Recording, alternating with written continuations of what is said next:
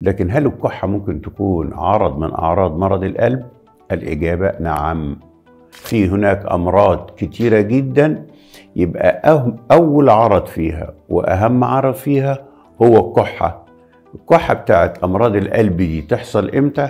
تحصل لما أجي أعمل مجهود ألاقي نفسي بكح. لو أنا نايم بالليل، بعض الناس نايمين بالليل ونايم على المخدات العادية بتاعته، يقوم في نص الليل بعد ساعتين 3 من النوم عمال قلقان مش عارف ينام كويس وعمال يكح. في الحالات دي بتبقى الكحة ناشفة ما فيهاش بلغم، وممكن يبقى معاها إفرازات بيضة وممكن تكون مدممة.